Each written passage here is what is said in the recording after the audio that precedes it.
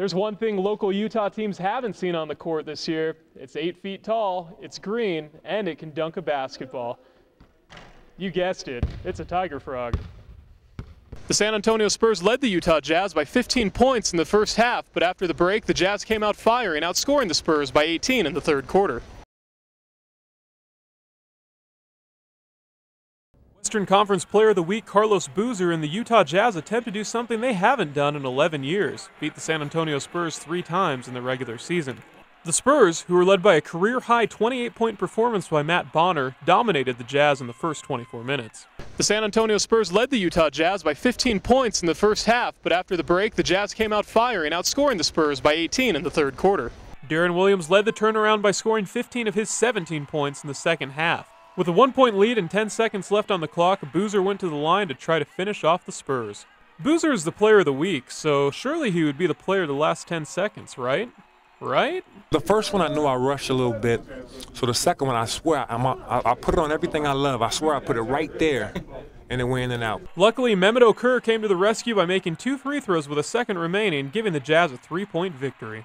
The holiday spirit must be in the air in Utah, as even Jerry Sloan appeared to be unusually jolly about his team's performance. I'm really excited for our players.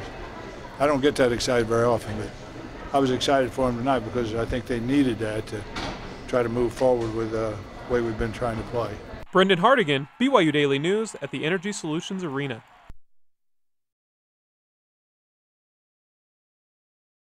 Lions and tigers and cows, oh my.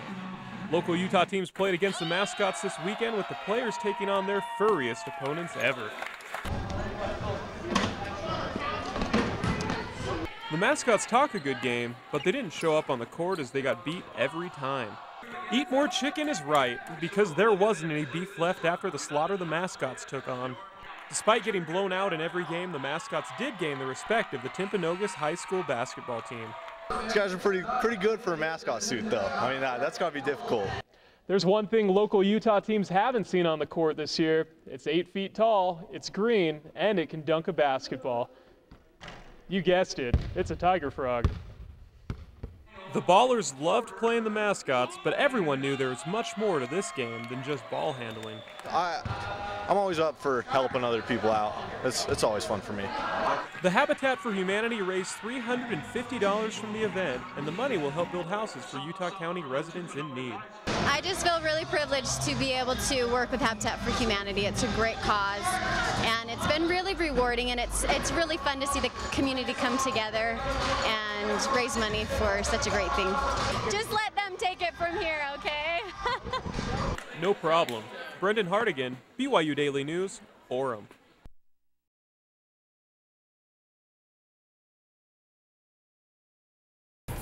BYU football is about to reach a milestone that only true blue fans may know about. BYU Daily News reporter Brendan Hartigan tells us why 500 is the number of the week. Brendan? BYU started its football program 87 years ago, and they're about to celebrate a milestone that would have seemed unthinkable back then. So rise and shout, BYU fans. The Cougars are just 1 win away from their 500th victory. An elephant never forgets, and neither do Cougar fans. So as the BYU football team prepares for their 500th victory, let's take a trip down memory lane to remember some of the greatest Cougar wins. Who could ever forget the 1980 Holiday Bowl, the ultimate Miracle Bowl? BYU made a dramatic comeback against Southern Methodist University. With 4 minutes remaining, the Cougars were down by 20 points, but they put themselves in a position to win. Quarterback Jim McMahon threw a 41-yard touchdown pass to Clay Brown as time expired, giving them the miracle victory. 13 wins came in the 1984 season when quarterback Robbie Bosco and the Cougars won the NCAA National Championship. There were just a lot of games that were fun, and then to watch us kind of climb the rankings made it exciting. The Cougars won the championship by beating Michigan in the Holiday Bowl. Another memorable win in 1990 when the Cougars hosted and beat the Miami Hurricanes. The Hurricanes were the defending national champions and preseason #1 in the nation. After the upset, the typically well-mannered BYU fans charged the field to celebrate. Victory 495 came this season against #3 ranked Oklahoma in the brand new Texas Stadium in Dallas. Cougar linebacker Colby Clausen's sack ended the game early for Heisman winner Sam Bradford, and the Cougars took advantage of the situation. BYU QB Max Hall threw a late-game touchdown pass to McKay Jacobson to finish the upset against the Sooners.